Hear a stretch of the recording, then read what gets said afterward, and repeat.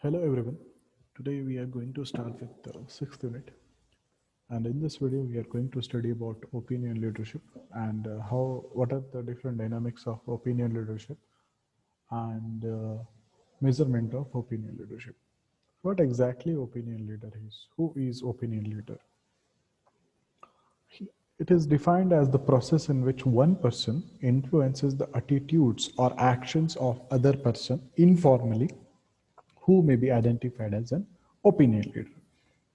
So opinionated is a person, okay, and his actions or he is the person who influence the attitudes or actions of other persons and led them to react on like he's, and he influenced the attitude level, or you can say actions and other things of the other. It's all about informally. Okay.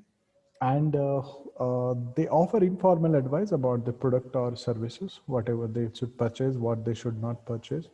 Okay. Example, if I say Beardo is one of the website, you go to YouTube and you know so many technical guru and all websites are there.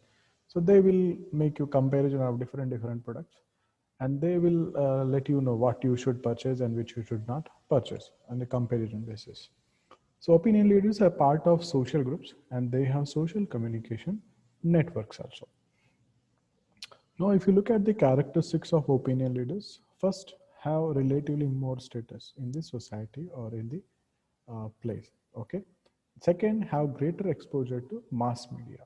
You can say social media, you can say news, you can say print media, or else they are access to everything.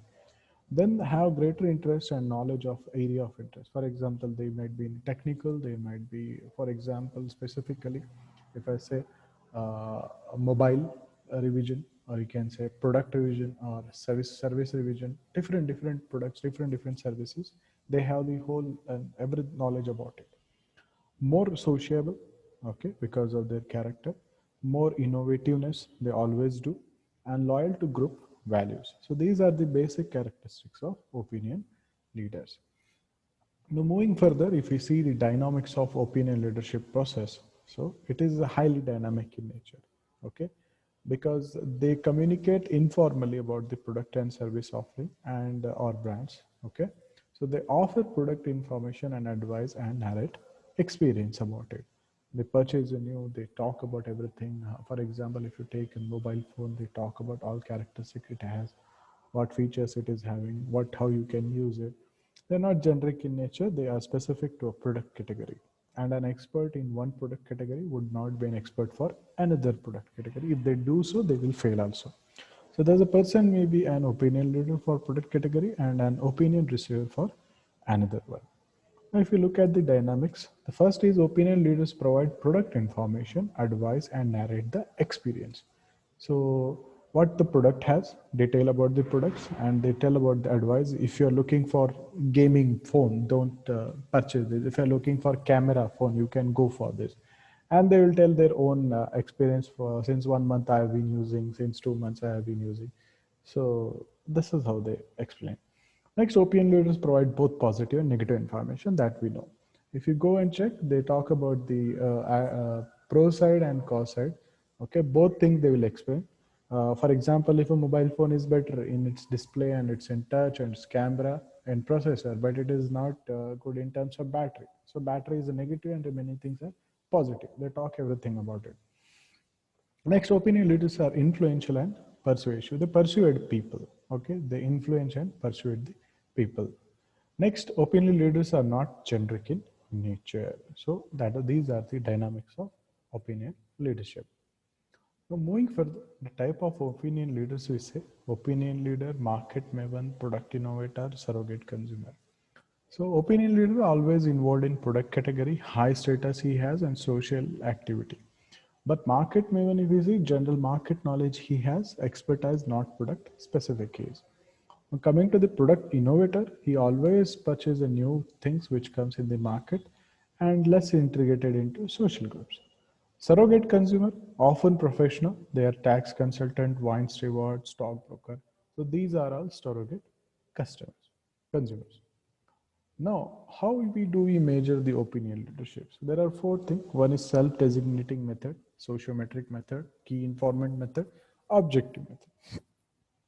Now, if you look at self-designating question for measuring opinion leadership, if you see there are six questions, you can say.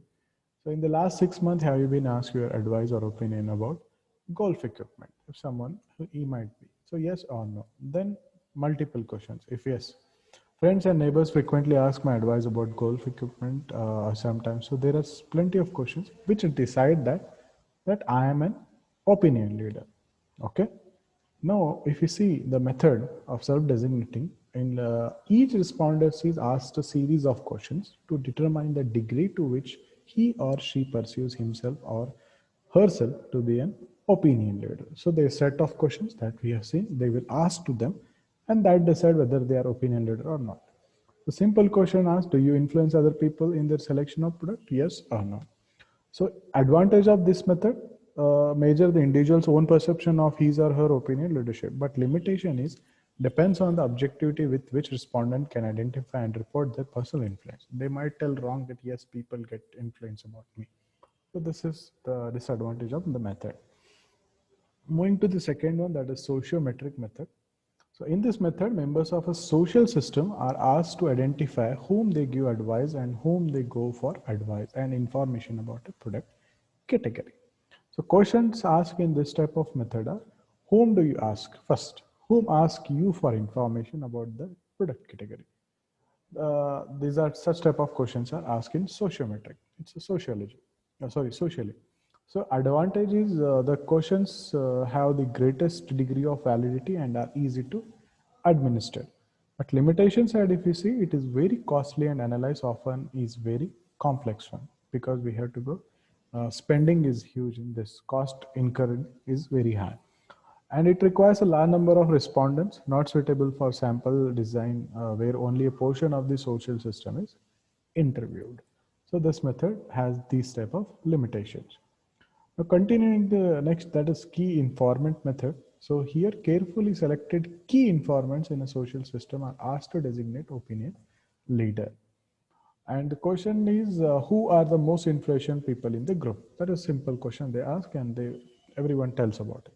So advantage, relatively inexpensive and less time consuming than the sociometric method. But in limitation, informants who are not thoroughly familiar with the social system are likely to provide invalid information. That is the one of the limitation of the method. Now coming to the last method, that is opinion leadership method, that's objective method. So in objective method, artificially places individuals in a position to act as an opinion leader and measure result of their efforts. That is an objective method. So the question in this are, have you tried this product? So advantages of this type of method is the major individual's ability to influence others under controlled circumstances. So limitation requires the establishment of an experimental design and the tracking of the resulting impact on the participants. So these are the four methods which are used to measure the performance of the opinion leadership.